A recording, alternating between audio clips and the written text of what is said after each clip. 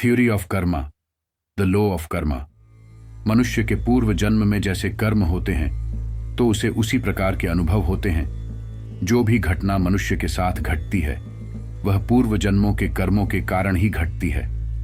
कोई मनुष्य बोलता है मैं बहुत परेशानी में हूं, और कोई बहुत खुश नजर आता है। हमारे साथ जो भी अच्छी और बुरी घटनाएं घटती हैं, इन्हीं से हमारा मन फलीभूत होकर हमें कर्म करने को बाध्य करता है।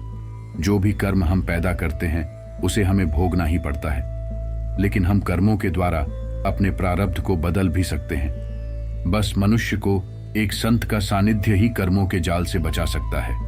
कुछ सच्ची घटनाएं मैं आपको सुनाने जा रहा हूं, उसे दिल की गहराई से सुनना। एक सच्ची घटना है कि एक आदमी कोर्ट कचहरी के केस लड़ते लड़ते परेशान हो गया था। घर बर्बाद हो गया था तो वह एक संत के पास गया और उन्हें अपनी परेशानी बताई। तो संत ने उसे भभूत दिया और कहा कि जब भी तुम सुनवाई के लिए कोर्ट में जाओ तब सर पर तिलक लगाकर जाना, तुम्हारा काम हो जाएगा। तो उस आदमी ने ऐसा ही किया। जिस व्यक्ति से उसका केस चल रहा था उसने उसके पास आकर सुलह कर लिया और वह केस जीत गया। और वह भागते भागते संत के पास गया और उनके चरणों से लिपटकर आनंदित होकर बोला है, महात्मा आप तो बहुत चमत्कारी हो, आज से मैं आपका शिष्य हूं। यह कहकर वहां से चला गया। वहां पर उनके और शिष्य भी बैठे हुए थे। तो किसी ने कहा कि यह तो अपनी समस्या से मुक्त हो गया। तब बाबा ने कहा कि नहीं, यह अभी भी अपने कर्मों में फंसा हुआ है।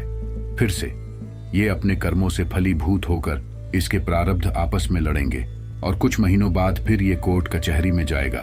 इसकी वही हालत फिर से हो जाएगी, क्योंकि प्रारब्ध और होनी होकर ही रहती है। एक और सच्ची घटना मैं आपको सुनाता हूं। एक व्यक्ति को रोज बार बार एक ही प्रकार के सपने आते थे। सपने में वह बार बार खुद को एक गाड़ी में जा रहा देखता था और उस गाड़ी का एक्सीडेंट हो जाता था और वह मर जाता था। तो वह चिंतित होकर गंगा के किनारे जाता है और वहां देखता है कि गंगा के किनारे बहुत से अवधूत बाबा अपनी छोटी छोटी कुटिया बनाए दुनिया से दूर अपने ही ध्यान में लीन बैठे हुए हैं।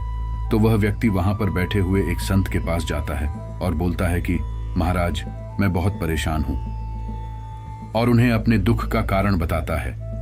तो महाराज बोलते हैं कि तुम कुछ दिन इसी कुटिया में रहकर कुछ दिन सेवा करो, कोई भी काम करके, तब तक हम तुम्हारी समस्या को दूर करते हैं। तो वो उनकी बात मान लेता है और ऐसा ही करता है। जब 10 से 15 दिन गुजर जाते हैं तब वह व्यक्ति सोचता है कि यह महाराज मुझे मूर्ख बना रहे हैं। मुझसे यहाँ झाड़ू पोछा और वे काम भी करवाते हैं जो किसी और से नहीं करवाते हैं। इतने दिनों में इन्होंने मुझे ना ही तो कोई ताबीज दिया और ना ही मेरे लिए कोई हवन करवाया। इन्हें तो बस मुफ्त का नौकर मिल गया। बस इन्होंने मेरे सपनों का कोई भी उद्धार नहीं किया। फिर वह व्यक्ति संत महाराज से जाकर बोलता है कि अब मैं घर जा रहा हूं, मैंने बहुत पैर दबा लिए आपके और बहुत सेवा कर ली। फिर संत महात्मा जी मुस्कुराते हुए कहते हैं कि तुमने मेरी बहुत सेवा की है, एक आखिरी काम और तुम मेरा कर दो, फिर चले जाना। फिर उन्होंने अपने जेब में से एक पर्चा निकाला और कहा कि इसमें कुछ दवाइयों के नाम है, तुम शहर जाकर ले आना। तो उस व्यक्ति ने उनका कहना माना और शहर के लिए निकल गया। लेकिन वहां से शहर थोड़ा दूर था तो उसकी गाड़ी छूट गई और उसे उस दिन और कोई भी गाड़ी नहीं मिली। फिर वह अगले दिन अखबार में देखता है कि वह जिस गाड़ी में जाना चाहता था उस गाड़ी का एक्सीडेंट हो गया और उसमें बैठे सैकड़ों लोग मृत्यु के मुंह में चले गए। तो वहां उसे ज्ञान हुआ और सोचता है जो महात्मा मुझे यहाँ रोक रखे हैं ये मुझसे मुफ्त का काम नहीं करवा रहे थे, बल्कि उन्हें ना ही कोई पैर दबवाने की जरूरत थी। वे तो जबरदस्ती मेरे हाथों से सेवा करवाना चाहते थे। वे तो जबरदस्ती सुबह सुबह मेरे हाथों में माला पकड़ा देते थे और जबरदस्ती मेरे से ओम नमः शिवाय का जाप करवाते थे। वह चाहते थे कि मैं यहाँ कुछ दिन रहकर निष्काम सेवा करूं, और जो मेरे कर्म मुझे मृत्यु के मुंह में धकेलना चाहते हैं वह जप और तप के द्वारा और निष्काम सेवा के द्वारा वे उन कर्मों को न्यूट्रलाइज करवाना चाहते थे। तो आपको इस घटना से एक बात समझ में आ गई होगी कि यदि हम तपस्या और जब वह निष्काम सेवा करते हैं तो तप की अग्नि हमारे कर्मों को भी जला देती।